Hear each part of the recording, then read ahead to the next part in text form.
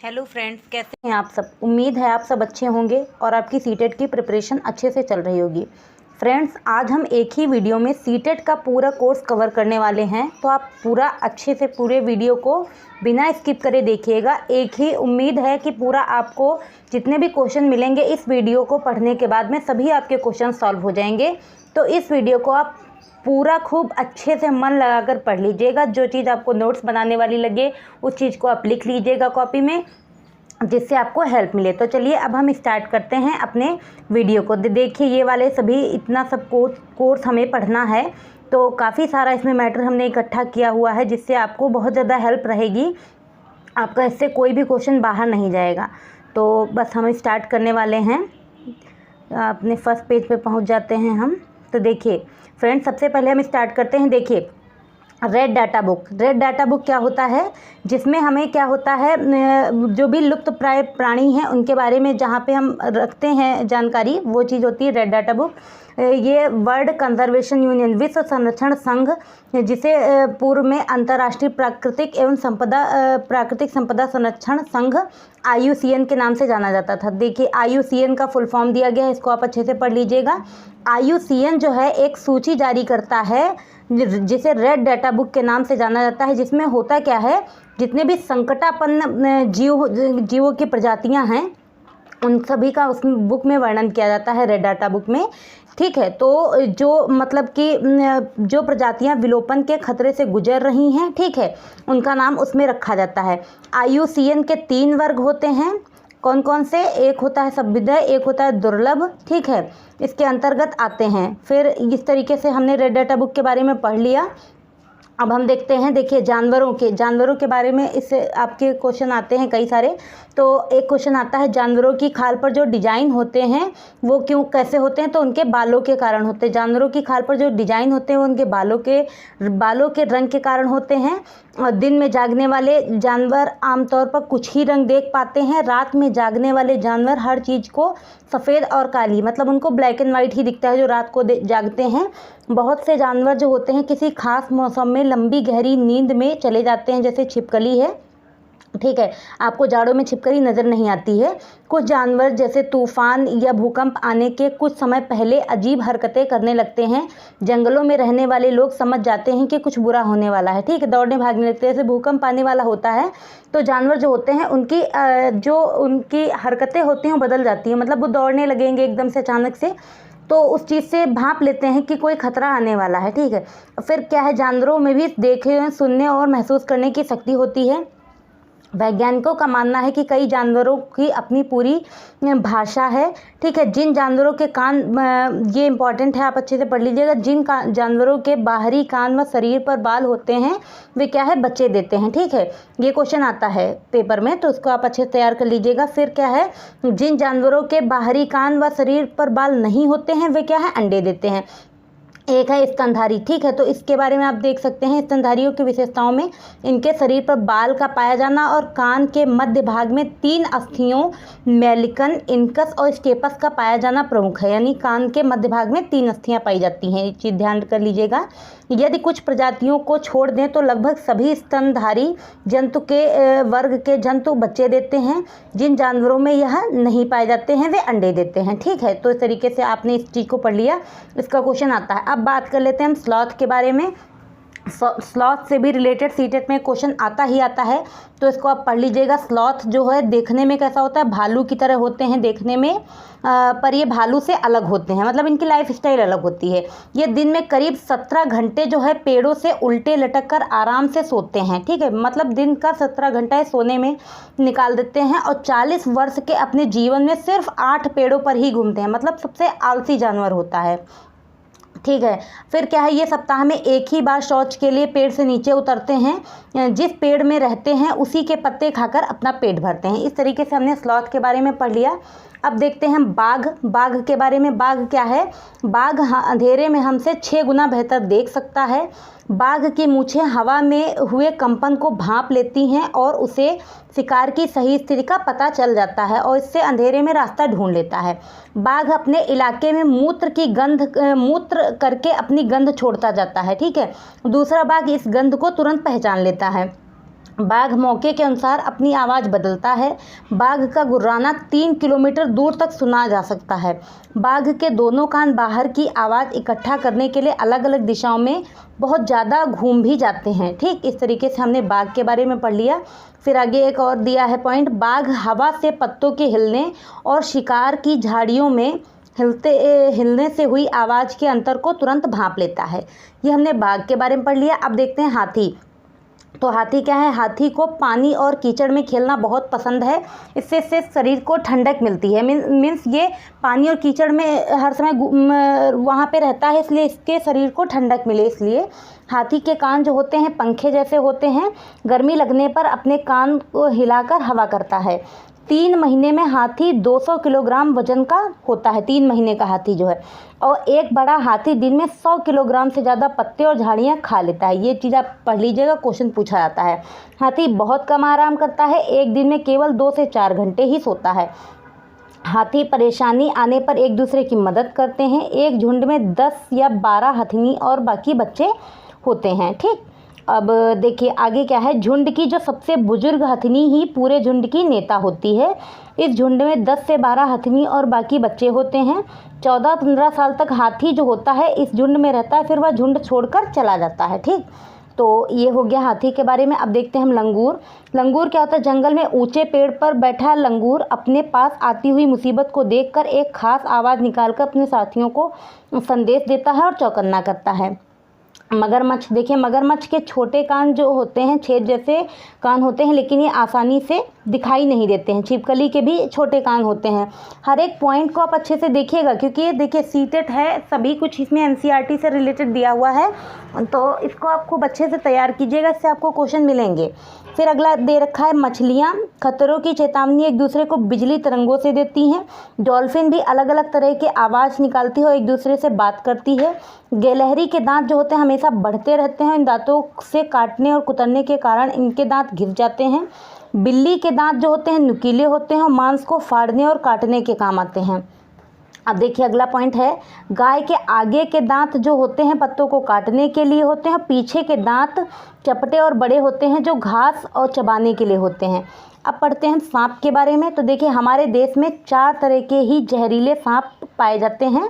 इनके नाम क्या है, नाग, करैत, दुबोइया, अफाई। ठीक, ये है। फिर कह रहा है जब सांप किसी को काटता है तो 2 खोखले जहर वाले दांतों से उस व्यक्ति के शरीर में जो जहर होता है वो चला जाता है। इस जहर से बचने के लिए उस व्यक्ति को सीरम नाम की दवाई दी जाती है, जो सांप के जहर से ही बनाई जाती है।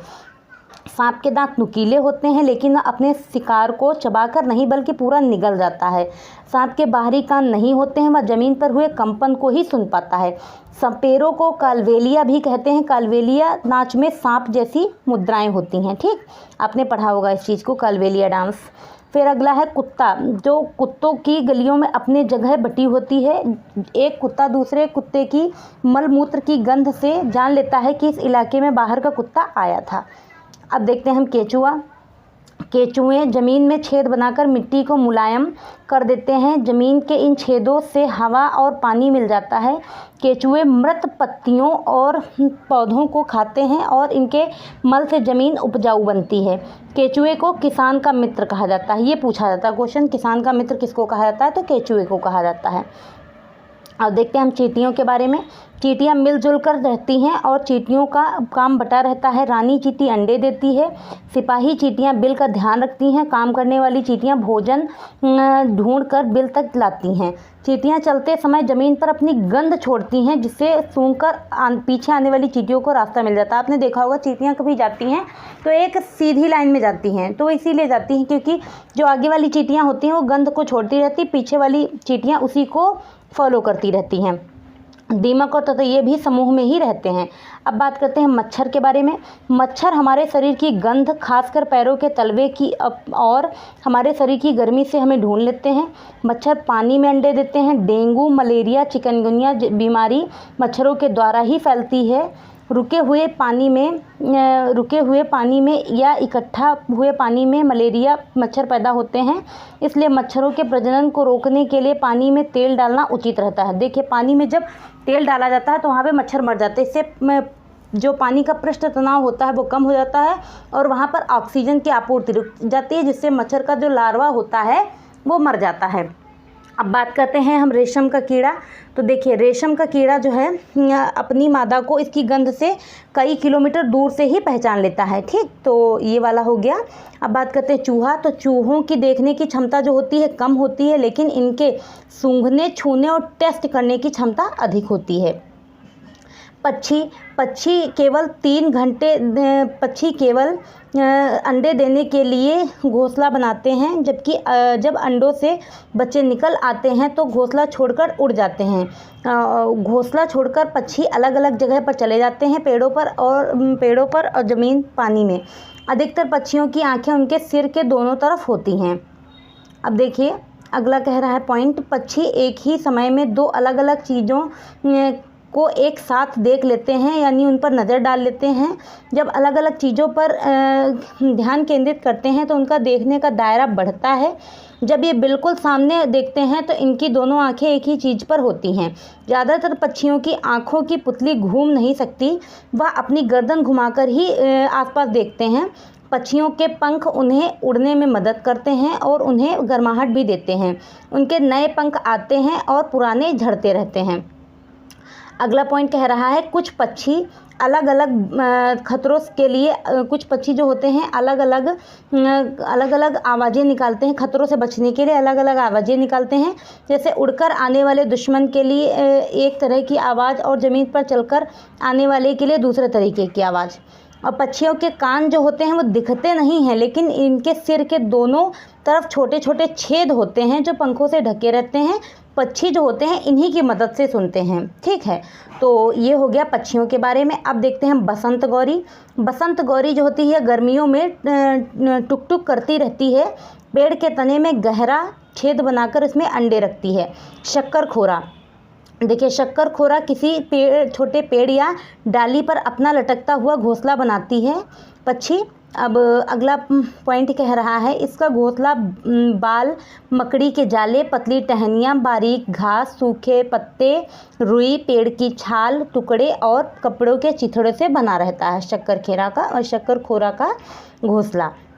दर्जिन पक्षी जैसे नाम से स्पष्ट हो रहा है, दर्जिन पक्षी अपनी नुकीली चोंच से पत्तों को सी लेती है और उनसे एक थैली सी बना लेती है जिसमें अंडे देती है। चीलबाज और गिद्ध, इनके बारे में पढ़ लेते हैं। तो चीलबाज और गिद्ध हमसे 4 गुना अधिक दूर तक देख पाते हैं, यानी इनकी देखने की जो दृष्टि शक्ति होती है बहुत अच्छी होती है। चील की पूंछ खांचे वाली होती है। गिद्ध मरे हुए जानवरों को खाकर जगह को साफ कर देता है और आकाश में ऊंचाई पर उड़ता है। अब देखिए नर वीवर पक्षी जो है, नर वीवर पक्षी अपने अपने घोंसले बनाते हैं। मादा वीवर पक्षी उन घोंसलों को देखती है, फिर उनमें से जो घोंसला सबसे ज़्यादा पसंद आता है वह उसी में अंडे देती है, ठीक। इसके बारे में पढ़ लिया। फाख्ता क्या है? फाख्ता कैक्टस कांटों के बीच या मेहंदी की मेड़ में अपना घोंसला बनाती है। उल्लू अपनी गर्दन को पीछे तक घुमा सकता है। मैना जो है झटके से अपनी गर्दन को आगे पीछे करती रहती है। अब देखते हैं कलचिड़िया जो है पत्थरों के बीच अपना घोंसला बनाती है और इनके घोंसले में पौधों की नाजुक टहनी, जड़ें, ऊन, बाल, रुई सब बिछा रहता है। यह छोटे छोटे कीड़े खाती है। इनकी चोंच अंदर से लाल होती है। कौवे के घोंसले में लोहे के तार और लकड़ी की टहनियाँ जैसी चीज़ें भी होती हैं। कौवा पेड़ की ऊंची डाल पर घोंसला बनाता है। कोयल अपना घोंसला नहीं बनाती है, ये बात आप लोगों को पता होगी। वह कौवे के घोंसले में ही अंडे देती है। कौवा अपने अंडों के साथ कोयल के अंडों को भी सेता है। अब देखते हैं गौरैया अलमारी के ऊपर आईने के पीछे अपना घोंसला बनाती है। कबूतर पुराने मकान या खंडहर में अपना घोंसला बनाता है। ये हो गया पक्षियों के बारे में। अब बात करते हैं हम भारत के प्रमुख वन्य जीव अभयारण्य एवं उद्यान, इनके बारे में भी आप पढ़ लीजिएगा। देखिए जिम कॉर्बेट राष्ट्रीय उद्यान कहाँ है? उत्तराखंड में है। ये हो गया। फिर जिम कॉर्बेट जो राष्ट्रीय उद्यान है, Jim Corbett national park Bharat का सबसे पुराना राष्ट्रीय उद्यान है। यहाँ बाघों की आबादी बहुत अधिक है। फिर गिर राष्ट्रीय उद्यान कहाँ है? गुजरात में है।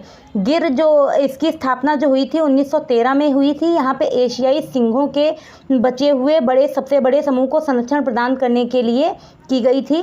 गिर राष्ट्रीय उद्यान बाघ संरक्षित क्षेत्र है जो एशियाई बब्बर शेर के लिए विश्व प्रसिद्ध है, जो गुजरात में है। ठीक, अब देखते हैं Dudhwa national park. Dudhwa national park कहाँ है? यूपी में है।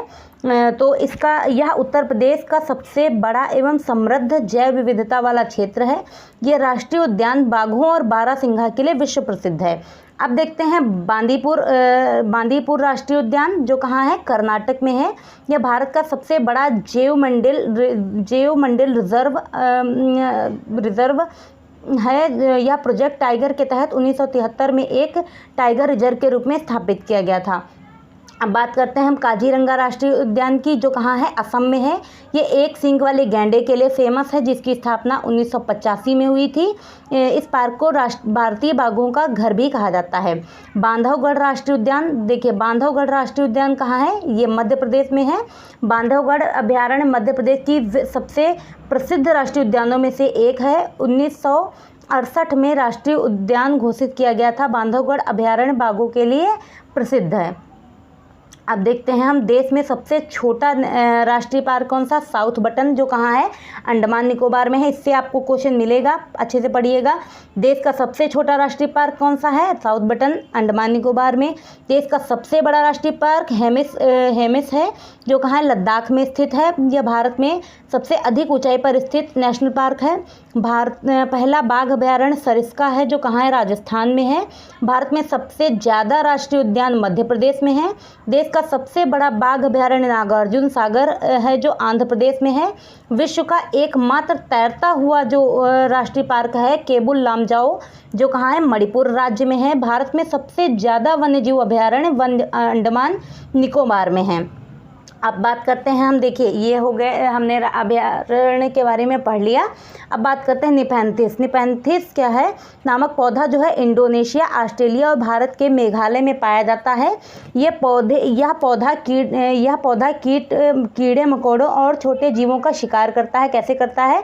यह पौधा लंबे घड़े जैसा दिखता है, जिसके ऊपर पत्ती का ढक्कन लगा रहता है, जिसमें खुशबू निकलती है, जिसकी वजह से कीड़े मकोड़े इसकी तरफ आते हैं और अंदर फंस जाते हैं। निपैंथिस पौधे को घटपर्णी पौधा भी कहा जाता है। अब देखते हैं बरगद के पेड़ की लटकन जैसी उसकी जड़ें होती हैं। ये टहनियों से निकलती हैं और बढ़ते बढ़ते ज़मीन के अंदर तक चली जाती हैं। ठीक, और यह जड़ें मजबूत खंभों की तरह पेड़ों को सहारा देती हैं। अब डेजर्ट ओक के बारे में, राजस्थानी ओक के बारे में पढ़ लीजिए। ऑस्ट्रेलिया में रेगिस्तानी ओक पेड़ पाया जाता है, जिसकी ऊंचाई 11 से 12 फीट होती है। इसकी पत्तियां बहुत कम होती हैं। इसकी जड़ें ज़मीन के अंदर 250 से 300 फीट तक जाती हैं, और जब तक पानी तक ना पहुंच जाएं। ठीक है, यह पानी पेड़ के तने में जमा होता है। जब कभी इस इलाके में पानी नहीं होता है, पानी की कमी होती है, तो पानी की कमी पड़ जाती है, तो वहाँ के लोग इसके तने के अंदर पाइप डालकर पानी निकाल लेते हैं। ठीक, इस तरीके से हो गया। अब बात करते हैं फॉरेस्ट के बारे में। जंगल अधिकार कानून 2007 के अनुसार जो लोग 25 सालों से जंगलों में एक जगह रह रहे हैं, उन्हें यह कानून यह अधिकार देता है कि वह इस जगह पर जो चाहें उगा सकते हैं, उन्हें हटाया नहीं जाएगा। जंगल का संरक्षण वहाँ की ग्राम सभा करती है। खानों की खुदाई और बांधों का निर्माण करने से जंगल खत्म होते जा रहे हैं। अब बात करते हैं हम कृषि के बारे में। एग्रीकल्चर, कृषि जो है एक प्राथमिक क्रिया है। फसलों, फलों, सब्जियों, फूलों को उगाना और पशुधन पालन इसमें शामिल हैं। विश्व में 50% लोग कृषि से संबंधित क्रियाओं में संलग्न हैं। भारत की 2/3 जनसंख्या अब तक कृषि पर निर्भर है। जिस भूमि पर फसलें उगाई जाती हैं उसे कृषिगत भूमि कहलाती है। एक ही प्रकार की फसलें उगाने से कई केमिकल्स को यूज़ करने से ज़मीन जो होती है वो बंजर हो जाती है। एग्रीकल्चर मृदा की जुताई, फसलों को उगाना और पशुपालन विज्ञान एवं कला है। इसे खेती भी कहते हैं। सेरीकल्चर, तो देखिए सेरीकल्चर क्या है? रेशम उत्पादन, ये आपसे पूछा जाता है। सेरीकल्चर रेशम उत्पादन, रेशम के कीटों का वाणिज्यिक पालन, यह कृषक की आय में पूरक हो सकता है। पिसीकल्चर यानी मत्स्य पालन है। विशेष रूप से निर्मित तालाबों और पोखरों में मत्स्य पालन होता है। विटीकल्चर यानी अंगूर की खेती, हॉर्टिकल्चर यानी इसमें क्या है सब्जियों, फूलों और फलों को उगाना रहता है। अब बात करते हैं हम बीज की। तो बीजों को प्राचीन समय में सूखी लौकी में रखकर उस पर मिट्टी का लेप कर देते थे और नीम की पत्तियां इन्हें कीड़ों से बचाती थीं। पौधे स्वयं भी अपने बीजों को एक दूसरे को दूर फेंक देते हैं और कपड़ों में चिपक कर तथा पानी के जरिए भी एक दूसरे जगह पर पहुंच जाते हैं। सोयाबीन की फसलियां जो होती हैं पककर फट जाती हैं, उनमें से बीज बाहर निकल जाते हैं। काली मिर्च, सौंफ, गेहूं आदि बीज होते हैं। नाशपाती, भिंडी, करेला, खीरा, टमाटर, चीकू आदि में भी बीज होता है।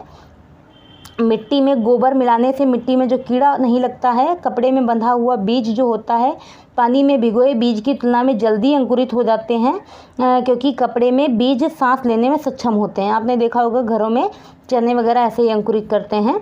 यदि बीज को कपड़े में बांध दिया जाए और उनमें से आधे अंकुरित हो जाएं, आधे नहीं, तो इसका कारण यह है कि बीज क्षतिग्रस्त थे, बीज बीच में ही टूट गए थे, बीज में कीड़े लग चुके थे।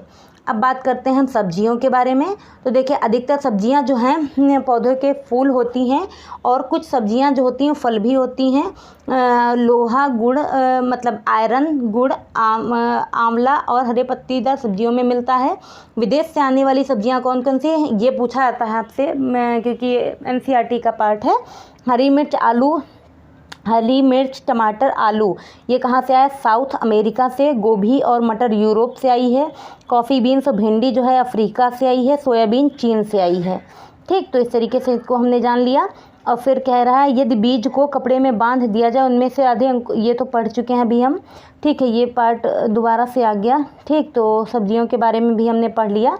अब देखिए ये भी इससे रिलेटेड क्वेश्चन आता है, पौधे का भाग जिसे हम खाते हैं।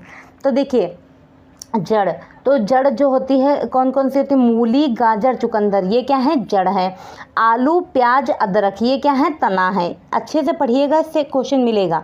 धनिया पत्ता गोभी, अरबी, पालक, करी पत्ता ये सभी क्या है? पत्ती हैं। चना, बाजरा, सरसों, गेहूं, धान ये सभी बीज हैं। सहजन, केला, कचनार फूल हैं और मटर जो है ये फली है। ठीक, अब बात करते हैं हम घास की। तो घास का पौधा ज़मीन के जितना ऊपर होता है उससे कहीं ज़्यादा ज़मीन के अंदर फैला हुआ होता है। घास की जड़ें बहुत मजबूत होती हैं, इन्हें खुरपी से खोदकर निकाला जा सकता है। जब जड़ें जो होती हैं पौधों को सहारा देती हैं तथा जल तथा खनिजों को अवशोषित करती हैं। जिस मैदान में 1 टिन बीज बोए जाते हैं उसे 1 टिन ज़मीन बोलते हैं। कुडुक झारखंड की एक आदिवासी जनजाति है। कुडुक भाषा में जंगल को तोरांग कहते हैं। भारत के उत्तर पूर्वी क्षेत्रों में स्थानीय खेती करने का रिवाज है। फिर अगला पॉइंट कह रहा है कुछ पौधे बिना बोए खेतों में अपने आप उग जाते हैं, इन्हें खरपतवार कहते हैं। इन्हें निकालना ज़रूरी होता है, नहीं तो सारा खाद पानी यही अपने ऊपर लगा लेंगे और फसल जो होगी वो कम होगी। तो इस तरीके से हमने इनके बारे में पढ़ लिया। अब बात करते हैं हम क्रोटोन पौधों के बारे में। तो देखिए क्रोटोन पौधे ज़मीन के बारे में उसकी दशा को बता देते हैं, यानी सिग्नल दे देते हैं कि क्रोटोन पौधे एक की जड़ ज़मीन में ज़्यादा गहरी नहीं होती है। जब मिट्टी सूखने लगती है तो इसकी पत्तियां जो हैं वो सूखने लगती हैं और झड़ने लगती हैं, जिससे मिट्टी का पता चल जाता है कि मिट्टी सूख रही है। इस तरीके से सिग्नल देता है। अब बात करते हैं हम फोटोसिंथेसिस के बारे में, यानी प्रकाश संश्लेषण। पत्तियां पादप की खाद्य फैक्ट्रियां होती हैं, यानी पत्तियां ही जो होती हैं वही खाद्य फैक्ट्रियां होती हैं, भोजन पकाती हैं। जल एवं खनिज वाहिकाओं द्वारा पत्तियों तक पहुंचाए जाते हैं। ये वाहिकाएं नली के समान होती हैं तथा जड़, तना, शाखाओं एवं पत्तियों तक फैली होती हैं। पत्तियों में हरा वर्णक जो होता है किसकी वजह से होता है? क्लोरोफिल की वजह से होता है। ये क्वेश्चन आपके में आ सकता है, अच्छे से पढ़िएगा। क्लोरोफिल सूर्य के प्रकाश यानी सौर प्रकाश की ऊर्जा का संग्रहण करने में पत्ती की सहायता करता है। इस ऊर्जा का उपयोग जल एवं कार्बन डाइऑक्साइड से खाद्य संश्लेषण में होता है, क्योंकि खाद्य संश्लेषण सूर्य के प्रकाश की उपस्थिति में होता है, इसलिए इसे प्रकाश संश्लेषण कहते हैं। पत्तियों द्वारा सौर ऊर्जा संग्रहित की जाती है तथा पादप में खाद्य के रूप में संचित होती है। अब बात करते हैं हम झूम खेती के बारे में। तो देखिए झूम खेती कहाँ होती है? झूम खेती का तरीका बिल्कुल अलग है। एक फसल काटने के बाद ज़मीन को कुछ साल तक ऐसे ही छोड़ देते हैं, उसमें खेती नहीं करते हैं। इस जगह को बांस या जंगल में उग जाता है, इस जगह को बांस या जंगल उग जाता है जो उखाड़ते नहीं हैं, बस गिराकर जला देते हैं या राख ज़मीन में खाद का काम करती है। अब ज़मीन को जलाते हुए आसपास के पेड़ ना जलें, जंगलों को नुकसान ना पहुँचे, इसका भी ध्यान रखना पड़ता है। फिर जब ज़मीन में खेती की बारी आती है तो ज़मीन को जोता नहीं जाता है, ज़मीन को हल्के से हिलाकर बीज छिड़क देते हैं। एक ही खेत में अलग अलग तरह के बीज जैसे मकाई, सब्जियां, मिर्च और चावल बोए जाते हैं। फसल के समय ही अनचाही घास और पौधों को उखाड़ते नहीं, उन्हें गिरा देते हैं ताकि वे ज़मीन में मिट्टी में मिल जाएं और ज़मीन उपजाऊ बन जाएगी। ठीक, अब देखिए स्थानांतरी खेती या झूम खेती उत्तर पूर्वी पर्वतीय तथा आदिवासी क्षेत्रों में की जाती है। ये आप अच्छे से पढ़िएगा। जैसे मिज़ोरम वगैरह में झूम खेती होती है, इसे जनजातीय कृषि भी कहा जाता है। ठीक, अब बात करते हैं हमारे शरीर के लिए विभिन्न पोषक तत्व। हमारे शरीर के लिए कौन कौन से पोषक तत्व होते हैं इनके बारे में बात कर लेते हैं। तो देखिए हमारे भोजन में मुख्य पोषक तत्व कार्बोहाइड्रेट, प्रोटीन और वसा, विटामिन, खनिज लवण हैं। हमारे भोजन में पाए जाने वाले मुख्य कार्बोहाइड्रेट मंड, शर्करा के रूप में होते हैं। कार्बोहाइड्रेट मुख्य रूप से हमारे शरीर को ऊर्जा प्रदान करता है, वसा से भी ऊर्जा मिलती है। देखिए जो क्विक एनर्जी मिलती है हमारे शरीर को वो किससे मिलती है? कार्बोहाइड्रेट से मिलती है। प्रोटीन की आवश्यकता शरीर की वृद्धि तथा स्वस्थ रहने के लिए होती है। प्रोटीन युक्त भोजन को प्रायः शरीर वर्धक भोजन कहते हैं। ठीक, विटामिन हमारे शरीर को रोगों से हमारे शरीर की रक्षा करते हैं। विटामिन हमारी आँख, अस्थियाँ, दांतों, मसूड़ों को स्वस्थ रखने में भी सहायता करते हैं। विटामिन कई प्रकार के होते हैं जिन्हें कुछ अलग अलग नामों से जाना जाता है, जैसे vitamin A, vitamin B, vitamin C, D, E, इस तरीके से विटामिन के, और जो विटामिनों के एक समूह को विटामिन बी कॉम्प्लेक्स भी कहते हैं। हमारे शरीर के सभी प्रकार के विटामिन की अल्प मात्रा में आवश्यकता होती है। विटामिन ए जो है हमारी त्वचा तथा आँखों को स्वस्थ रखता है। विटामिन सी जो है बहुत से रोगों से लड़ने की क्षमता हमारे शरीर में मदद करता है। विटामिन सी, विटामिन डी हमारी हड्डियों और दांतों के लिए ज़रूरी होता है, इनको मजबूत करता है। दांतों के लिए कैल्शियम का उपयोग करने में हमारी शरीर की सहायता करता है। हमारा शरीर भी सूर्य के प्रकाश की उपस्थिति में विटामिन डी बनाता है। अब देखिए चावल में कार्बोहाइड्रेट की मात्रा दूसरे पोषक से अधिक होती है। इस आधार पर हम कह सकते हैं कि चावल कार्बोहाइड्रेट समृद्ध भोजन है। इन पोषकों के अलावा हमारे शरीर को आहारी रेशों तथा जल की भी आवश्यकता होती है। आहारी रेशे जो रुक्षांश के नाम से जिन्हें जाना जाता है, ये हमारे खाने में रुक्षांश की पूर्ति मुख्यतः पादप उत्पादों से होती है।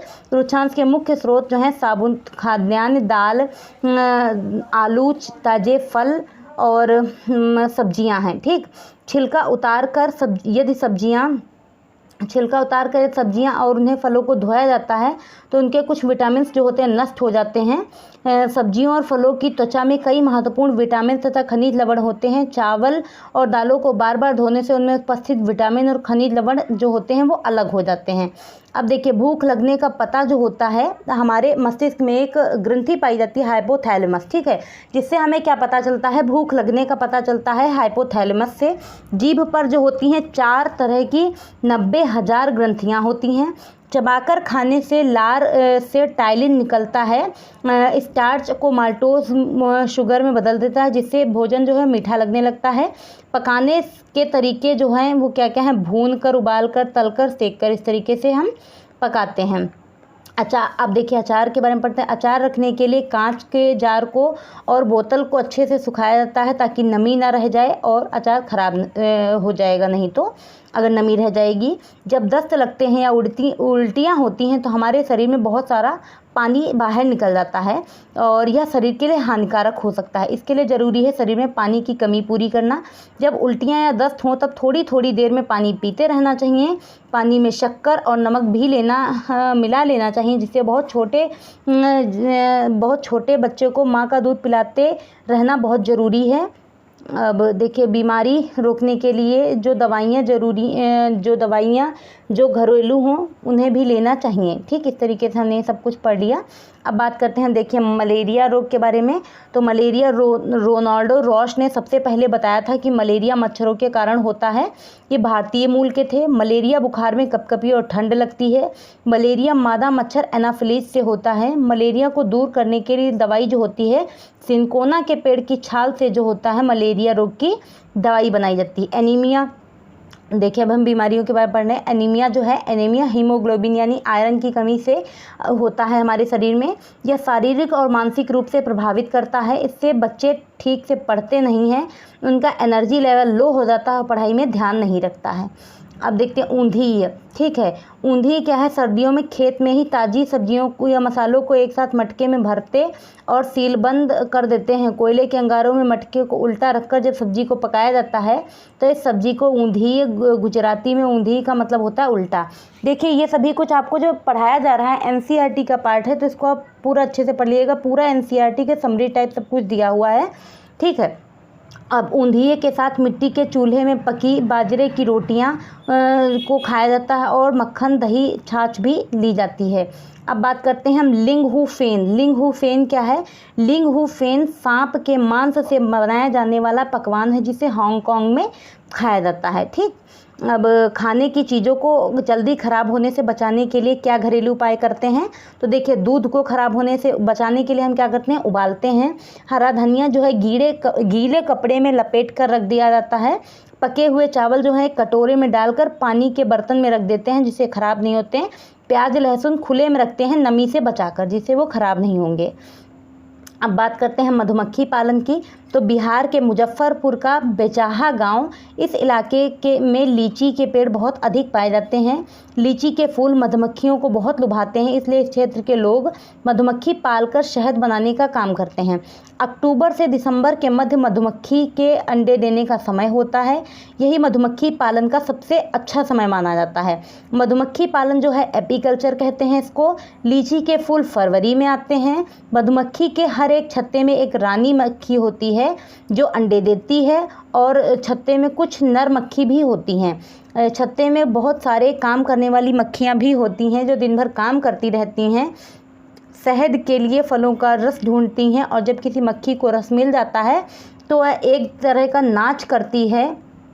उससे दूसरी मक्खियों को पता चल जाता है कि रस कहाँ पर है। ठीक है, मधुमक्खी उस रस से शहद बनाती है और छत्ता बनाने का काम भी इन्हीं का होता है और बच्चों का पालने का भी। मधुमक्खी पालन में बक्से का प्रयोग किया जाता है। इस बक्से में चीनी का मीठा घोल डाला जाता है। नर मक्खी छत्ते के लिए कुछ काम नहीं करते हैं। मधुमक्खी के डंक में जो होता है फॉर्मिक एसिड पाया जाता है। देखिए जब मधुमक्खी कभी काटती तो वहाँ पे सूजन आ जाती है, जो किस वजह से आती है, क्योंकि उसके डंक में जो फॉर्मिक एसिड पाया जाता है। अब बात करते हैं हम घरों की। बर्फ़ का घर जो होता है इग्लू जिसको बोला जाता है। बर्फ़ के घर जो होते हैं टुंडा प्रदेश में पाए जाते हैं। ये एस्किमो प्रजाति द्वारा बनाए जाते हैं। इन घरों को क्या कहा जाता है? इग्लू कहा जाता है। अब देखिए चांगथाम पश्चिमी और उत्तरी तिब्बत में एक ऊंचा पठार है जो 5000 मीटर ऊंचाई पर स्थित है। कुछ हद तक भारत के लद्दाख के दक्षिण पूर्व में भी फैला हुआ है। यह चांगपा नाम की प्रजाति है जिसकी आबादी कुल 5000 लोग हैं। यह हमेशा अपनी भेड़ बकरी के साथ घूमते रहते हैं। चांगपा लोग अपने टेंट को रैबो कहते हैं। सर्दियों में 70 किलोमीटर पर आवर की हवा चलती है। चांगपा की भाषा में चांगथाम का मतलब एक ऐसी जगह है जहाँ पर कम लोग रहते हैं। तो इस तरीके से हमने चांगथाम के बारे में देखा। अब देखिए यहाँ एक पेट्रोल पंप, यहाँ एक भी पेट्रोल पंप नहीं है। रैबो का मतलब क्या होता है? देखिए पूछा जाता है। रैबो अर्थात टेंट के पास एक जगह होती है जिसे ये लोग लेखा बोलते हैं, जहाँ ये अपनी बकरियों भेड़ों को रखते हैं। लेखा की दीवारें पत्थरों की बनी होती हैं। हर एक परिवार का एक अपने जानवर पर एक विशेष प्रकार का चिन्ह बनाता है हर एक परिवार। ठीक है, जिससे उनके जानवर इधर उधर ना हो। औरतों और छोटी बच्चियां जानवरों को गिनकर चराने ले जाती हैं, फिर इन्हें लौटकर दोबारा की गिनती करती हैं। या लोग अपनी बकरियों को ऊंचाई और ठंडी जगह पर चराने के लिए ले जाते हैं, जिससे बकरियों के बाल घने और मुलायम होते हैं। अब बात करते हैं हम विश्व प्रसिद्ध पश्मीना शॉल की। तो पश्मीना शॉल चांगपा लोगों द्वारा पाली गई बकरियों के बालों से बनती है। जिन बकरियों के मुलायम पश्मीना ऊन मिलती है वह बहुत ऊंचाई पर, लगभग 5000 मीटर की ऊंचाई पर रहती हैं। ठंड में टेम्परेचर 0 डिग्री सेल्सियस से -40 डिग्री सेल्सियस तक चला जाता है। देखिए, बकरी के शरीर पर गर्म बालों को कोट बन जाता है, जिसमें कुछ बकरियां गर्मियों में गिरा देती हैं, जिनका प्रयोग पश्मीना शॉल बनाने में होता है। इनका एक बाल इतना पतला होता है कि इनके 6 बाल हमारे एक बाल के बराबर होते हैं। यह शॉल हाथ से बनाए जाते हैं। लगभग 250 घंटे की बुनाई के बाद एक प्लेन शॉल बनता है। एक पश्मीना शॉल 6 स्वेटर जितना गर्म होता है। देखिए, पश्मीना शॉल के बारे में अच्छे से पढ़ लिया। अब बात करते हैं हम ब्रेल लिपि के बारे में। तो देखिए, लुइस ब्रेल जो थे फ्रांस के थे। 3 साल की उम्र में अपने पिता के औजारों से खेलते हुए इनकी आंख की रोशनी चली गई थी। पढ़ाई में इनकी बहुत ज़्यादा रुचि थी। यह पढ़ने और लिखने के लिए विभिन्न तरीके सोचने लगे। फिर एक तरीका निकाला जो बाद में लुइस स्क्रिप्ट के नाम से जाना गया। यह मोटे कागज़ पर एक नुकीली चीज़ से 6 बिंदुओं को भरा जाता है। फिर उभरे हुए बिंदुओं पर उंगलियों के सहारे इनके स्पर्श करते हुए पढ़ा जाता है, जिसे क्या कहा जाता है? ब्रेल लिपि कहा जाता है। यह स्क्रिप्ट जो होती है 6 बिंदुओं पर आधारित होती है। इस तरीके से हमने ब्रेल लिपि के बारे में पढ़ लिया। अब बात करते हैं हम ग्रेगर मेंडल के बारे में। तो देखिए, ग्रेगर मेंडल का जन्म एक गरीब किसान परिवार में 1822 में हुआ था। इन्होंने 7 साल तक मठ के बगीचे में 28,000 पौधों पर बारीकी से कई प्रयोग किए और ढेरों आंकड़े इकट्ठे किए। मटर के पौधों के कुछ गुण होते हैं जो जोड़ियों में आते हैं, जैसे बीज या तो मुलायम होगा या खुरदरा होगा। इनसे निकली अगली पीढ़ी के बीजों में भी बीज या तो मुलायम होंगे या फिर खुरदरे। बीज का रास्ता कुछ नहीं होता है। तो इस तरीके से हमने ग्रेगर मेंडल के बारे में पढ़ा। अब देखते हैं अल्बरूनी के बारे में। तो 1000 से भी ज़्यादा साल पहले एक यात्री भारत आए। इनका नाम अल-बरूनी जिस देश से आए थे उसका नाम है उज्बेकिस्तान। अल-बरूनी ने बहुत ही बारीकी से चीज़ों और जगहों को देखा और उनके बारे में लिखा, ख़ास तौर से वे जिन्हें अपने देश से अलग लगीं। अल-बरूनी उस समय तालाबों के बारे में लिखते हैं कि यहाँ के लोग तालाब बनाने में तो माहिर हैं। हमारे देश के लोग इन्हें देखेंगे तो हैरान ही रह जाएंगे। बहुत बड़े बड़े भारी पत्थरों को लोहे के कुंडों सरियों से जोड़कर तालाब के चारों तरफ चबूतरे बनाए जाते हैं। इन चबूतरों के बीच में ऊपर से नीचे जाती हुई सीढ़ियों की लंबी कतारें लगी होती हैं। लोगों के उतरने चढ़ने के लिए अलग अलग होती हैं। यहाँ भीड़ लगने से परेशानी नहीं होती। आज इतिहास पढ़ने वाले लोगों को अल-बरूनी की इन किताबों से उस ज़माने के बारे में बहुत कुछ पता चला। अब बात करते हैं हम बछेंद्री पाल के बारे में। आप लोगों ने पढ़ा भी होगा। बछेंद्री पाल भारत की पहली और विश्व की 5वीं महिला थी जिन्होंने माउंट एवरेस्ट की चोटी पर चढ़ाई की थी। बछेंद्री पाल बचपन में एक पिकनिक में गई थी जहां वे 4000 मीटर ऊंची चोटी पर चढ़ गई थी। तब ये कुल 12 वर्ष की थीं।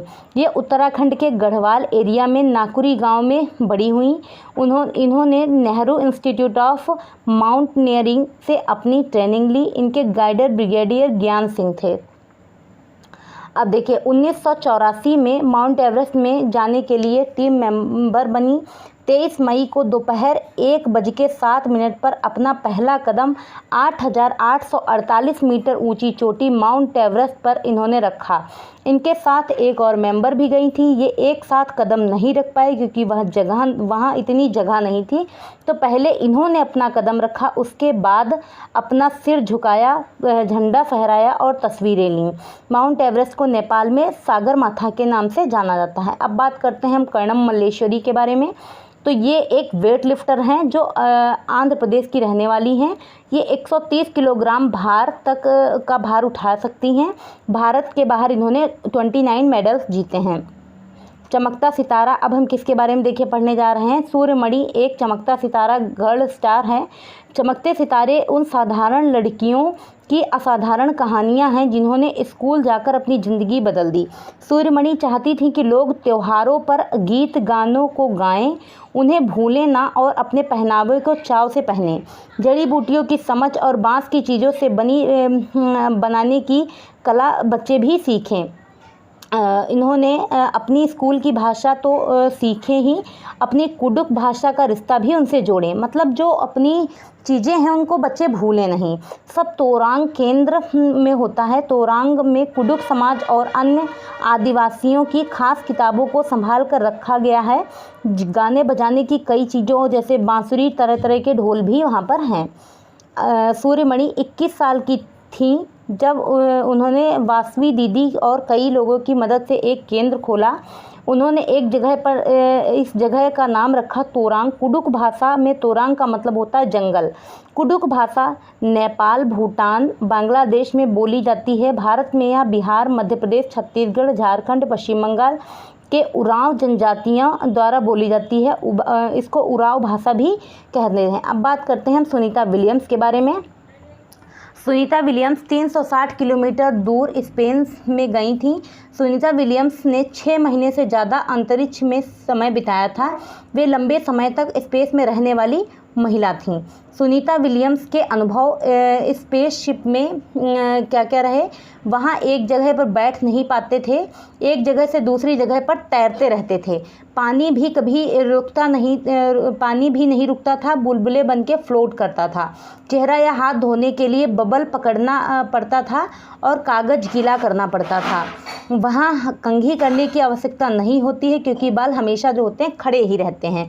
वहाँ पर टहल नहीं सकते हैं और फ्लोट करने की आदत हो गई थी। एक जगह पर रुकने के लिए खुद को बांधना पड़ता था।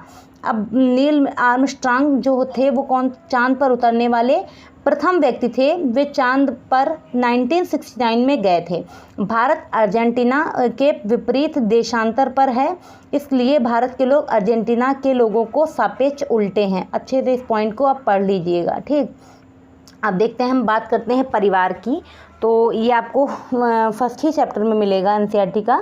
तो परिवार क्या है। एकल परिवार में माँ बाप और उनके बच्चे रहते हैं। आपने पढ़ा होगा एकल परिवार और जॉइंट फैमिली के बारे में। जबकि संयुक्त परिवार में दादा दादी, चाचा बुआ, माँ बाप, बच्चे होते हैं, नाना नानी, मामा मामी, मतलब सभी पूरा परिवार रहेगा इस तरीके से। अब देखें, एनसीएफ 2005 के अनुसार कक्षा 3 से 5 तक के पर्यावरण अध्ययन को 6 थीमों में विभाजित किया गया है, जो इस प्रकार हैं। क्या क्या हैं थीम। परिवार एवं मित्र, फिर बात है भोजन की, पानी, आवास, यात्रा, चीज़ें जो हम बनाते और करते हैं। अब बात करते हैं हम मिड डे मील की। तो देखिए, मिड डे मील क्या है। मध्याह्न भोजन स्कीम देश में 2408 ब्लॉकों में एक केंद्रीय प्रायोजित स्कीम के रूप में 15 अगस्त 1995 को आरंभ की गई थी। वर्ष 1997-98 तक यह कार्यक्रम देश के सभी ब्लॉकों तक आरंभ कर दिया गया। वर्ष 2003 में इसका विस्तार शिक्षा गारंटी केंद्रों और वैकल्पिक केंद्र व शिक्षा नवाचारी शिक्षा केंद्रों में पढ़ने वाले बच्चों तक कर दिया गया। अब बात करते हैं हम दांडी यात्रा की। सन 1930 में अंग्रेज़ों ने भारत के आम लोगों को नमक बनाने पर पाबंदी लगा दी थी, जिस कारण गांधी जी ने दांडी यात्रा शुरू की थी। गांधी जी का कहना था, जो चीज़ें हमें कुदरत ने दी हैं उसे बनाने पर बंदिश कैसी। उन्होंने लोगों के साथ मिलकर अहमदाबाद से दांडी के समुद्र तट तक एक लंबी यात्रा की और इस गलत कानून को तोड़ा था, ठीक। अब बात करते हैं हम जल की। जल एक महत्वपूर्ण नवीकरणीय प्राकृतिक संसाधन है। भूपृष्ठ को 3/4 भाग जल से ढका हुआ है। इस जल के क्षेत्र को जलमंडल कहते हैं। यह जल के विभिन्न स्रोतों जैसे नदी, झील, समुद्र, महासागर आदि जैसे विभिन्न जलाशयों से मिलकर बनता है। वह सभी प्राणियों के लिए आवश्यक है। महासागरों का जल जो है लवणीय है और मानवीय उपभोग के लिए उपयुक्त नहीं है, मीन्स उसमें नमक बहुत पाया जाता है। अलवण जल केवल 2.7% ही है। इसका लगभग 70% जो भाग है बर्फ़ की चादरों और हिमानियों के रूप में अंटार्कटिका, ग्रीनलैंड और पर्वतीय क्षेत्रों में पाया जाता है। जल में ऑक्सीजन की कमी के कारण जो होता है मछलियाँ मर जाती हैं। अब बात करते हैं पानी को साफ़ करने का सबसे अच्छा तरीका जो है पानी को उबालना है। गंदा पानी से दस्त और हैजा हो सकता है। दस्त या उल्टी में शरीर का बहुत सारा पानी जो होता है बाहर निकल जाता है। अब देखिए बात करते हैं हम मृत सागर की। वैसे तो सभी महासागरों में जो होता है नमक पाया जाता है, लेकिन मृत सागर जो दुनिया का सबसे नमकीन सागर है, इतना नमकीन है कि पानी लगभग 1 लीटर पानी में 300 ग्राम नमक पाया जाता है। मृत सागर में हम एक ऐसे तैर सकते हैं जैसे आराम से लेटे हों। देखिए अमृत सागर में कभी भी कोई कूद जाए तो हमेशा ऊपर तैरता रहेगा, वो डूबेगा नहीं। ठीक है, अब बात करते हैं तरुण भारत संघ की। तरुण भारत संघ भारत का एक गैर सरकारी संगठन है जो जल संरक्षण व जल के अनुशासित उपयोग को लेकर लोगों को जागरूक करने का काम करता है। तरुण भारत संघ पिछले 25 वर्षों में देश भर में 10,000 से ज़्यादा जोहड़ तालाब बनवाए हैं। कुआं या बावड़ी क्या है? सीधीदार कुएं या बावड़ी जल भंडारण या संरक्षण की पारंपरिक व्यवस्था के साथ जल के स्रोत के रूप में भी उपयोग होते हैं। और कुएं के सूखने के प्रमुख कारण क्या क्या हैं? देखिए पानी को मोटर से निकाला जा रहा है जिससे ज़मीन का पानी जो होता है कम होता जा रहा है। झीलें कम हो रही हैं, वहाँ पानी का इकट्ठा जहाँ वर्षा का पानी इकट्ठा होता था। पेड़ और पार्क जो हैं चारों ओर मिट्टी का और सीमेंट के से ढका जा रहा है जिससे पानी का जल जो है ज़मीन तक पहुँच ही नहीं पा रहा है। मीन्स ज़मीन जहाँ पे रहे वहाँ का जल ज़मीन के अंदर जाए, तो हर जगह फर्श लगी होगी तो कैसे पानी जाएगा ज़मीन धरती में। घड़सीसर के बारे में पढ़ते हैं हम। सर यानी तालाब, जिसे जैसलमेर के राजा घड़सी ने लोगों के लिए मिलकर बनवाया था। इसके दोनों तरफ पक्के घाट, सजे हुए बरामदे, कमरे, बड़े हॉल आदि थे। मीलों तक फैले हुए घड़सीसर में बारिश का पानी इकट्ठा होता था। तालाब का इस तरह बनवाया गया था कि जब वह पानी से भर जाता था तो बाकी पानी बहकर नीचे बने हुए तालाब में चला जाता था। जब वह पूरा भर जाता था तो पानी तीसरे तालाब में चला था। इस तरीके से 9 तालाब बने हुए थे जो एक दूसरे से आपस में जुड़े हुए थे। पूरे साल पानी की कोई परेशानी नहीं होती थी, पर आज घड़सीसर जैसे उजड़ सा गया है। 9 तालाबों के सस्ते रास्ते में मकान, कॉलोनियाँ बन गई हैं जो जहाँ इकट्ठा होने वाले पानी अब तालाब की तरफ न जाकर बेकार बह जाता है। अब बात करते हैं हम गैस के बारे में। तो देखिए गैस क्या होती है।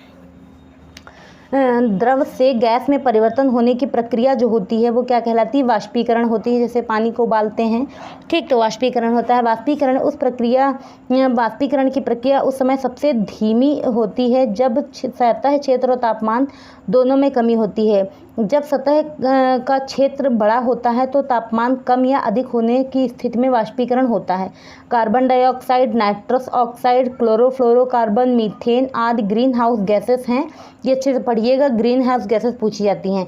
ये गैसें जलवायु परिवर्तन के लिए जिम्मेदार होती हैं और इनसे विश्व में गर्मी बढ़ रही है। भारत में क्लोरोफ्लोरोकार्बन पर रोक लगा दी गई है। अब बात करते हैं पेट्रोलियम के बारे में। तो देखिए पेट्रोलियम जो है प्राकृतिक रूप से बनता है, पर इसके बनने की गति बहुत ही धीमी होती है। इससे बनने में लाखों करोड़ों वर्ष लग जाते हैं। ज़मीन से निकलने पर कच्चा तेल गहरे रंग का गाढ़ा तरल पदार्थ होता है। इसमें गंध होती है। इसको रिफ़ाइन किया जाता है। रिफ़ाइन होने के बाद इससे मिट्टी का तेल, पेट्रोल, डीजल, वायुयान में प्रयोग होने वाला ऑयल, LPG, मोम, कोलतार, ग्रीस आदि बनता है। गोलकुंडा, अब बात करते हैं हम गोलकुंडा फोर्ट के बारे में। गोलकुंडा का किला जो है हैदराबाद में है। दीवार का भाग एक गोलाकार शेप में है जिसे बेसन्स या बुर्ज कहते हैं। गोलकुंडा की बाहरी दीवारों पर ऐसे 87 बुर्ज बने हुए हैं। अब देखिए कुतुब शाही सुल्तानों ने गोलकुंडा में 1518 से 1687 तक शासन किया था। इससे पहले 1200 ईस्वी में गोलकुंडा किला मिट्टी का बना हुआ था।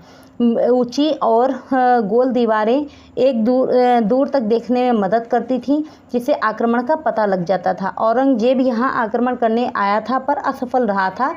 लगभग 8 महीने तक किले की बाहर अपनी सेना के साथ रहा, लेकिन किले के चारों तरफ खाई थी जिससे बाहर से आक्रमण नहीं कर पाया था। उस समय कांस्य की बंदूकें बनती थीं। हजारों सालों से घुमंतु वर्ग कांस्य से चीज़ें बनाते हैं। अब देखिए कांस्य जो है यानी कांसा तांबे और टीन की मिश्र धातु है। सुल्तान अबुल हसन संगीत और कुचिपुड़ी डांस का शौकीन था। अब बात करते हैं देखिए असम के बारे में। अच्छे से पढ़िएगा, एक क्वेश्चन मिल जाता है। असम में घर ज़मीन से 10 से 12 फीट ऊपर होते हैं। ऊंचाई में बनाने की वजह जो है बारिश होती है। ये बांस से बनाए जाते हैं और अंदर भी लकड़ियों का प्रयोग होता है। असम में बांस या रस्सी के पुल बनाए जाते हैं। यहाँ बारिश बहुत ज़्यादा होती है, कभी कभी घुटनों तक पानी भर जाता है। यहाँ बांस को गरीब का टिम्बर भी कहते हैं। बिहू डांस जो है, माघ बिहू जो होता है 14 से 15 जनवरी असमिया कैलेंडर के 10वें महीने माघ की प्रथमा एवं द्वितीया तिथि को मनाया जाता है। पहले दिन को उरुका कहते हैं। इस दिन अस्थाई शेड छप्पर बनाने हैं जिसे भेला घर कहते हैं। सामूहिक भोजन का आयोजन होता है। बोरा जो होता है असम में पाए जाने वाले चावलों की एक किस्म है जो पकने के बाद चिपचिपे हो जाते हैं। बिहू त्यौहार जो होता है फसल की कटाई पर असम में मनाया जाता है। भेला घर जो होता है घास और बांस से बनाया जाता है। ताओ यानी कढ़ाई को आग पर रखकर उसमें पानी उबालेंगे, फिर भीगे हुए चावलों से भरी हुई कढ़ाई उस पर रख देंगे। उसे केले के पत्तों से ढककर थोड़ी देर बाद चेवा चावल तैयार हो जाएगा। औरतें जो होती हैं पीले रंग के कपड़े पहनती हैं। लड़कियां रंग बिरंगी मेखला चादर पहनती हैं। भात शुक्तो चावल और रसे वाली सब्जी को कहते हैं असम में। ठीक, अब बात करते हैं हम केरला के बारे में। तो देखिए, केरल में टैपिकोवा जो होता है ज़मीन से नीचे उगाया जाता है। यह एक प्रकार का फल होता है जिसे केरल में लोग उबाल कर खाते हैं। वल्लम जो होता है लकड़ी की बनी एक छोटी नाव होती है जो केरल में पाई जाती है।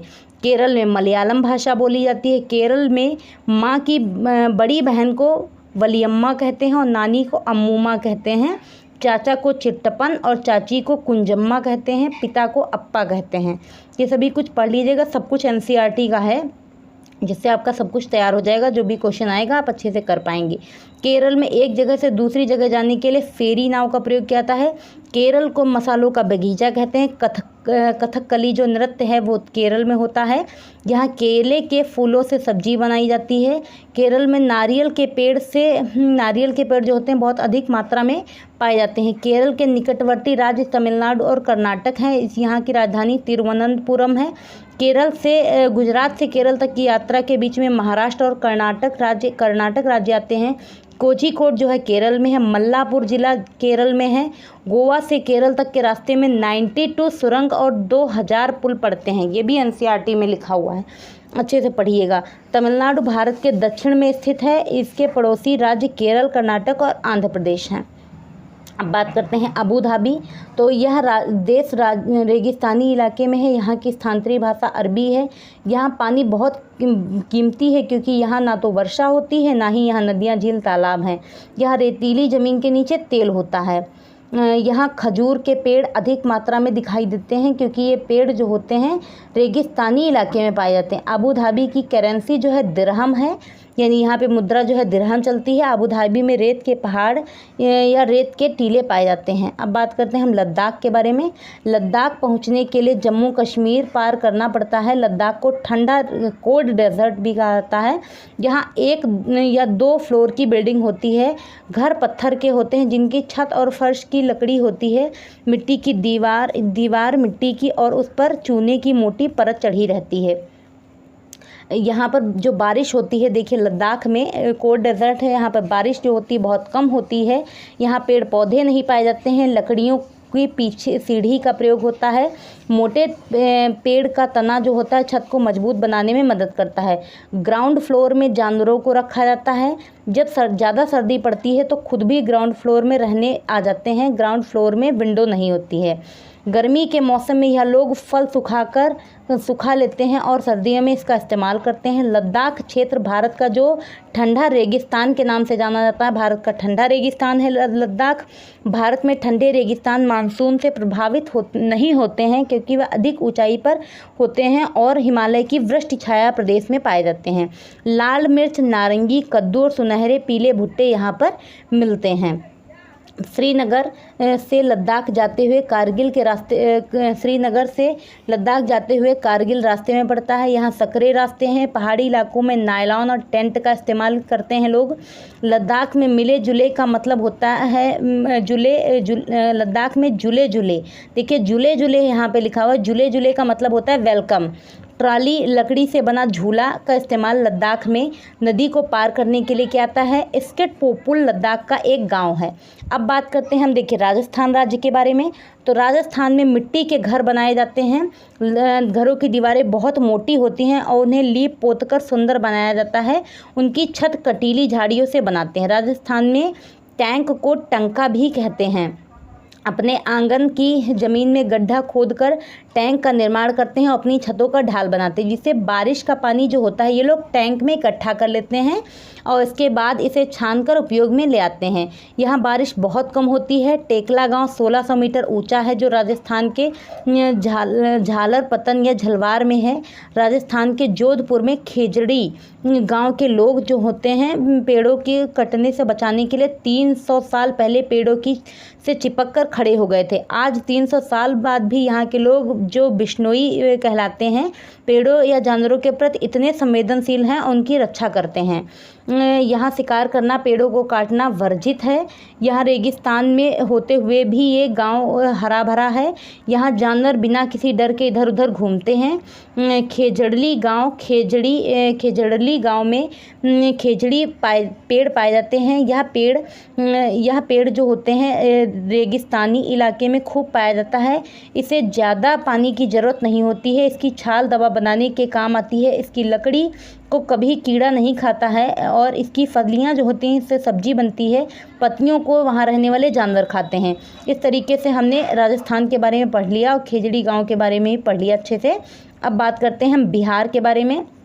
तो बिहार में एक मधुबनी जिला है। यहाँ त्योहार एवं खुशी के मौके पर घरों की दीवारों पर, आंगन में कई तरह के चित्र बनाए जाते हैं। यह चित्र पिसे हुए चावल के घोल में रंग मिलाकर बनाए जाते हैं। इन रंगों को बनाने के लिए नील, हल्दी, फूल, पेड़ों के रंग का इस्तेमाल किया जाता है। चित्रों में इंसान, जानवर, पेड़, फूल, पंछी, मछलियाँ आदि जीव जंतु साथ में बनाए जाते हैं। ठीक। और मधुबनी जो पेंटिंग्स हैं, मधुबनी चित्रकला बहुत पुरानी है। इसका नाम इस ज़िले के नाम पर ही पड़ गया है। अब बात करते हैं हम श्रीनगर की। तो देखिए, श्रीनगर की बात कर रहे हैं। तो देखिए, श्रीनगर में कुछ घर पहाड़ में, कुछ पानी में, कुछ ऊंचे पर्वतों पर, कुछ पत्थरों में होते हैं। इन पर लकड़ी के सुंदर डिज़ाइन बने होते हैं। हाउस बोट या 80 फीट तक लंबी हो सकती है और 8 से 9 फीट तक चौड़ी। डोंगा जो होता है, ये नाव झेलम नदी में डल झील में मिलती है। इसके अंदर कई कमरे होते हैं और अंदर से यह एक घर की तरह लगती है। इन पर लकड़ियों के सुंदर डिज़ाइन बने होते हैं। जो छत पर डिज़ाइन होता है उसे खत्म बंद कहते हैं। कश्मीर के गांव में उस घर पत्थर के बने होते हैं और ढलान वाली छतें होती हैं। कुछ पुरानी घरों में विशेष प्रकार की खिड़कियां होती हैं, जो दीवारों पर निकली होती हैं। इन्हें डैब कहा जाता है और इन पर सुंदर डिज़ाइन बना होता है। अब देखिए, कुछ पुराने घर पत्थरों के बने होते हैं, कुछ ईंट और लकड़ी के भी हैं। दरवाजों और खिड़कियों में सुंदर मेहराब हैं। शिकारा जो होता है, यहाँ पे एक नाव होती है जो पर्यटकों को आकर्षित करती है। कश्मीर में सरसों के तेल में मछली को पकाकर खाते हैं। गोवा में नारियल के तेल में। कहवा जो है कश्मीर की एक प्रकार की किस्म की चाय है। उर्दू डोंगरी कश्मीर की भाषा है। अब बात करते हैं मनाली के बारे में। तो देखिए, मनाली में बारिश भी होती है और बर्फ़ भी पड़ती है। यहाँ घर पत्थर और लकड़ी के बने होते हैं, जिनकी छतें जो होती हैं कैसी होती हैं, ढालू होती हैं। अब बात करते हैं हम आंध्र प्रदेश की। तो देखिए, आंध्र प्रदेश की बात कर रहे हैं। आंध्र प्रदेश नल्ला मड्डा आंध्र प्रदेश में स्थित है। मुख्तारपुर गांव आंध्र प्रदेश के पोचमपल्ली ज़िले में है। आंध्र प्रदेश में लोगों का एक समूह विशेष कैंप लगता है। इस कैंप के द्वारा कम उम्र की शादीशुदा लड़कियों को दोबारा स्कूल में भेजने में मदद की जाती है। आंध्र प्रदेश की भाषा कैसी है? तेलुगु है। अब देखिए, पोचमपल्ली ज़िला तेलंगाना में है। इस ज़िले की अधिकतर लोग बुनकर हैं और इस बुनाई को पोचमपल्ली या कलमकारी के नाम से जाना जाता है। उत्तर प्रदेश की बात कर रहे हैं। तो देखिए, उत्तर प्रदेश का कन्नौज ज़िला जो है इत्र के लिए मशहूर है। यहाँ के फूलों से इत्र, गुलाब जल, केवड़ा तैयार किया जाता है। ठीक है। ऐसी कहावत है कि कन्नौज की नालियों में भी इत्र महकता है, ठीक है, मीन्स वहाँ पे इत्र फेमस है। उत्तर प्रदेश में कचनार के फूलों की सब्जी बहुत बनाई जाती है। कत्थक जो है उत्तर प्रदेश का नृत्य है। अब बात कर लेते हैं उत्तराखंड के बारे में। तो उत्तराखंड जो है जहाँ पर फूलों की घाटी पाई जाती है, यहाँ पे फूल बहुत हैं, फूलों की घाटी है, ठीक। और यहाँ पर क्या है, देखिए सभी फूलों के बारे में ही अच्छे से बताया गया है। खूब सारे फूल लगते हैं यहाँ पर पूरे साल। अब बात करते हैं मुंबई के बारे में। मुंबई भारत का एक सबसे बड़ा शहर है। दिल्ली से मुंबई जाने के लिए गुजरात राजस्थान को पार करते हुए महाराष्ट्र में जाना पड़ता है। दिल्ली से मुंबई 1400 किलोमीटर दूर है। Victoria terminal railway station Mumbai में है। पहली बार 16 अप्रैल 1853 को मुंबई से थाने के बीच रेलगाड़ी चलाई गई थी। नागपांडा और अफसाना मंसूरी बास्केटबॉल टीम मुंबई में है। शोलापुर मुंबई में है। बाजार गांव महाराष्ट्र में है। इस तरीके से हमने मुंबई के बारे में देखा। फिर क्या है, कफ परेड मुंबई में है। बच्चू खान प्लेग्राउंड मुंबई में है, जिसका नाम मुस्तफ़ा खान कोच के नाम से जाना जाता है। सहजन के फूलों के पकौड़े जो हैं महाराष्ट्र में खाए जाते हैं, काफ़ी फेमस हैं। वर्ली जो है एक पारंपरिक कला है जिसका प्रचलन महाराष्ट्र में है। महाराष्ट्र गुजरात सीमा पर सर्वाधिक देखने को मिलता है। अब बात करते हैं मिज़ोरम की। तो देखिए मिज़ोरम में मिज़ो भाषा बोली जाती है। यह 3/4 लोग जंगल में रहते हैं। यहाँ की मुख्य फसल चावल है।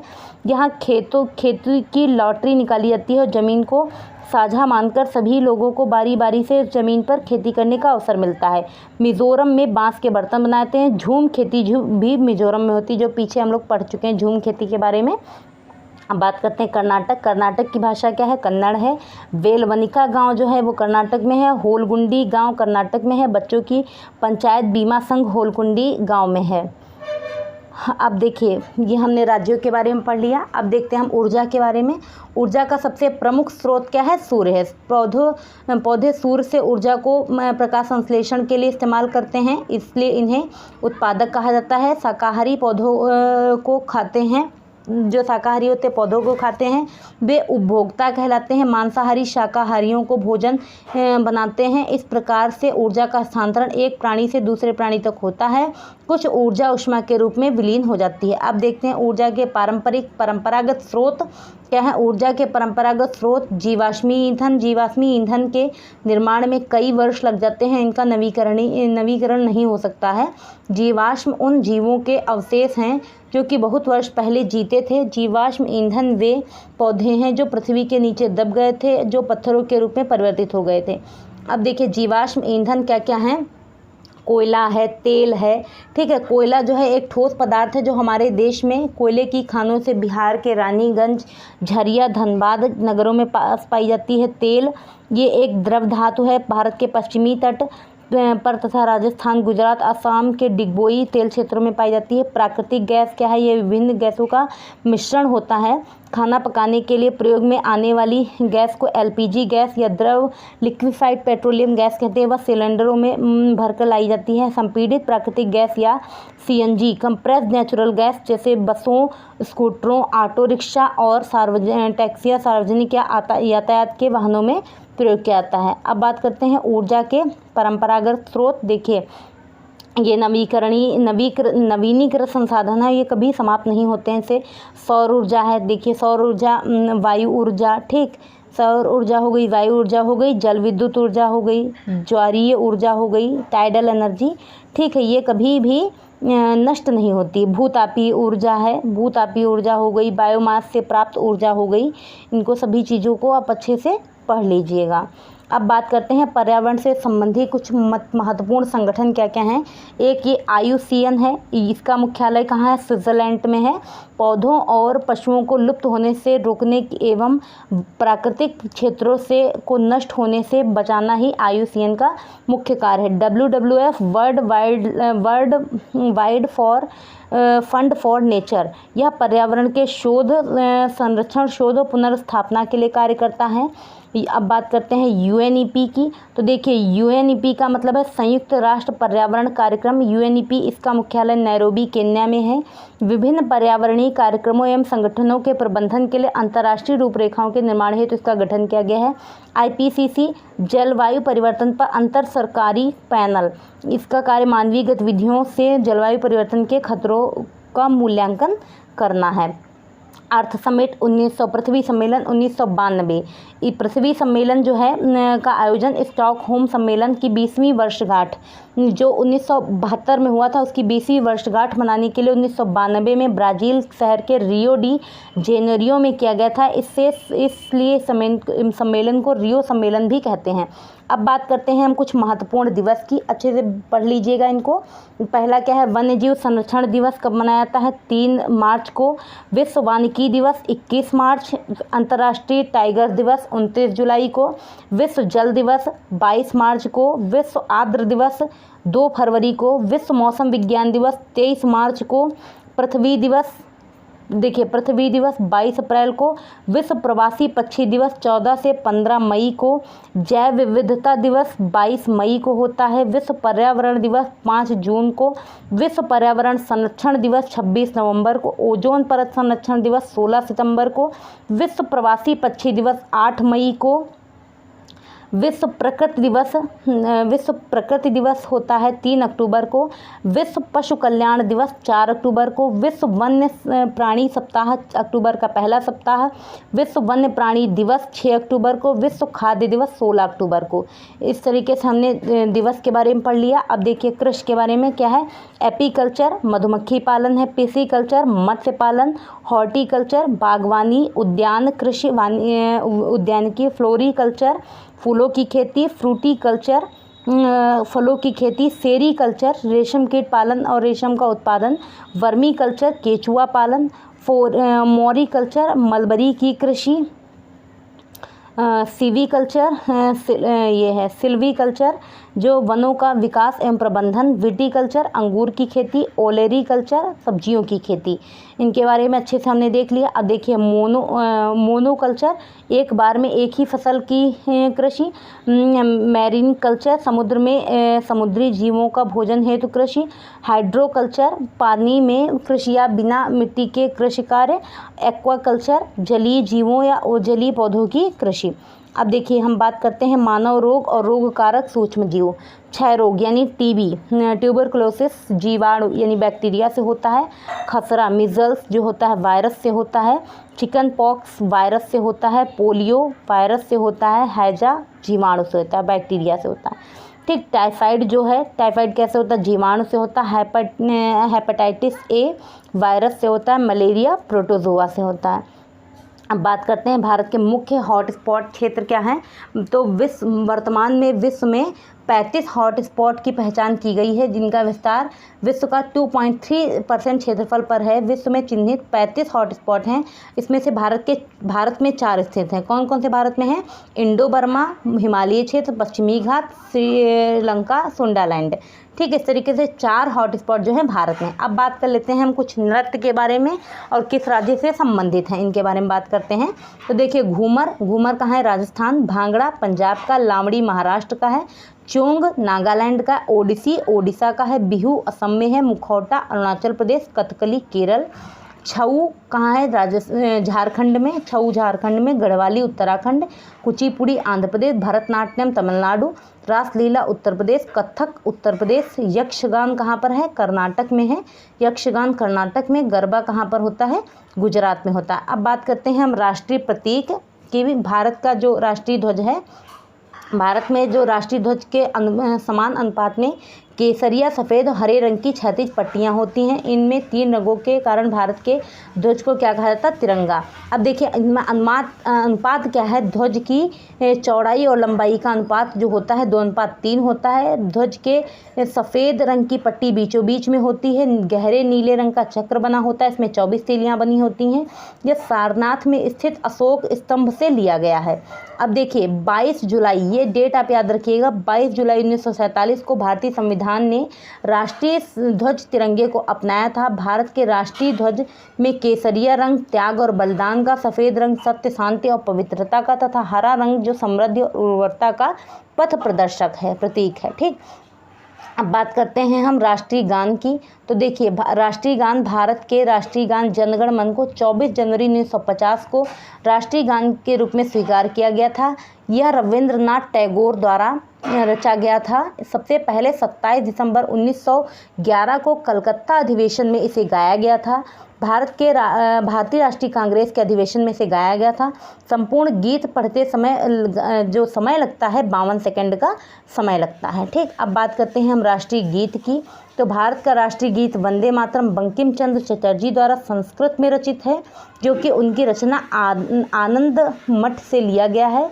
इसे 24 जनवरी 1950 को राष्ट्रगान के साथ ही स्वीकार किया गया था। सर्वप्रथम राष्ट्रीय गीत वंदे मातरम 1896 में भारतीय राष्ट्रीय कांग्रेस के सत्र में गाया गया था। अब भारत का राष्ट्रीय चिन्ह। तो भारत का राष्ट्रीय चिन्ह जो है अशोक स्तंभ, जो मौर्य साम्राज्य के शासक सम्राट अशोक द्वारा सारनाथ में बनवाए गए अशोक स्तंभ से लिया गया है। इस स्तंभ में 4 शेर एक दूसरे की तरफ पीठ सटाकर बैठे हुए हैं और उनसे एक सिंह नीचे लिखा हुआ है सत्यमेव जयते, जिसे राष्ट्र चिन्ह में दर्शाया गया है, जो कि देवनागरी लिपि में अंकित है। इसका अर्थ है सत्य की ही विजय होती है। 26 जनवरी 1950 को अशोक स्तंभ को भारत के राष्ट्रीय चिन्ह के रूप में आधिकारिक रूप से स्वीकार किया गया था। अब बात कर लेते हैं भारत का राष्ट्रीय पुरस्कार। तो भारत रत्न भारत का सर्वोच्च राष्ट्रीय पुरस्कार और सर्वोच्च नागरिक सम्मान है। भारत रत्न की शुरुआत 2 जनवरी 1954 को भारत के तत्कालीन राष्ट्रपति श्री राजेंद्र प्रसाद द्वारा की गई थी। अब बात करते हैं राष्ट्रीय पशु की। तो अप्रैल 1973 में बाघ या रॉयल बंगाल टाइगर को भारत का राष्ट्रीय पशु घोषित किया गया था। इससे पहले भारत का राष्ट्रीय पशु शेर हुआ करता था। बाघ का जंतु वैज्ञानिक नाम पैंथेरा टाइग्रिस होता है। राष्ट्रीय पक्षी के बारे में बात करते हैं। तो 26 जनवरी 1963 को मोर को भारत का राष्ट्रीय पक्षी घोषित किया गया था। मोर को संस्कृत भाषा में मयूर के नाम से जाना जाता है। मोर का जंतु वैज्ञानिक नाम पावोक्रिस्टेटस होता है। अब बात करते हैं हम राष्ट्रीय पुष्प की। तो भारत का राष्ट्रीय पुष्प जो है कमल है। कमल का वनस्पतिक नाम नीलबियम न्यूसिफेरा होता है। अब बात करते हैं हम राष्ट्रीय खेल की। तो देखिए, भारत का राष्ट्रीय खेल हॉकी को माना जाता है कि भारत ने ओलंपिक में हॉकी खेल में लगातार 6 स्वर्ण पदक जीते थे। तब से हॉकी को भारत का राष्ट्रीय खेल माना जाता है। लेकिन भारतीय खेल मंत्रालय ने माना है कि आधिकारिक रूप से भारत में किसी भी खेल को भारत का राष्ट्रीय खेल घोषित नहीं किया गया है, लेकिन सरकारी वेब पोर्टल पर हॉकी को ही राष्ट्रीय खेल माना गया है। अब बात करते हैं हम राष्ट्रीय वृक्ष की। तो बरगद या वट वृक्ष को भारत का राष्ट्रीय वृक्ष माना जाता है। यह एकता और दृढ़ता का प्रतीक है। बरगद का वानस्पतिक नाम फिकस बेंगलेसिस होता है। अब राष्ट्रीय लिपि नेशनल स्क्रिप्ट के बारे में बात करते हैं। भारत की राष्ट्रीय लिपि आधिकारिक लिपि देवनागरी है। भारत की राष्ट्रीय नदी गंगा को भारत की राष्ट्रीय नदी माना जाता है। हिंदू धर्म ग्रंथों में गंगा नदी को सबसे पवित्र नदी माना गया है। गंगा नदी हिमालय के गौमुख नामक स्थान पर गंगोत्री हिमनद से निकलती है। यहाँ पर इसे भगीरथी नदी के नाम से भी जाना जाता है। भारत की राष्ट्रीय मुद्रा रुपया जो है भारत की राष्ट्रीय मुद्रा है। भारतीय रुपया चिन्ह को भारत सरकार द्वारा 15 जुलाई 2010 को जारी किया गया था। भारत का राष्ट्रीय फल क्या है? आम जो है भारत का राष्ट्रीय फल है, जिसका वैज्ञानिक नाम मैंगीफेरा इंडिका है। इसको सभी फलों का राजा का दर्जा दिया गया है। भारत का राष्ट्रीय दिवस। तो भारत का राष्ट्रीय दिवस जो है भारत के राष्ट्रीय दिवस के रूप में स्वतंत्रता दिवस, गणतंत्र दिवस, गांधी जयंती को घोषित किया गया है। राष्ट्रीय पंचांग के बारे में बात कर लेते हैं। तो देखिए, भारतीय राष्ट्रीय पंचांग या भारत का राष्ट्रीय कैलेंडर भारत में उपयोग में आने वाला राष्ट्रीय सरकारी सिविल कैलेंडर या शक संवत पर आधारित है और यह ग्रेगोरियन कैलेंडर के साथ साथ 22 मार्च 1957 को अपनाया गया था। चैत्र भारतीय राष्ट्रीय पंचांग का प्रथम माह होता है। ठीक, और इस तरीके से देखिए पूरा हमने कवर कर दिया जितना भी इसमें सिलेबस में आपके है। तो आप पूरी वीडियो को खूब अच्छे से पढ़िएगा और जो भी आपको हमारे वीडियो को अगर आपको अच्छा लग रहा है, पढ़ने में यूज़फुल लग रहा है, तो प्लीज़ अगर चैनल को सब्सक्राइब नहीं किया तो सब्सक्राइब कर लीजिएगा। लाइक, शेयर और कमेंट कीजिएगा। कमेंट ज़रूर कीजिएगा। आपके जो भी कमेंट्स होते हैं उससे हमें मोटिवेशन मिलता है और कोई सजेशन हो तो वो भी आप दीजिएगा हमको, तो उस पर हम वर्क करेंगे। ठीक है, तो थैंक यू।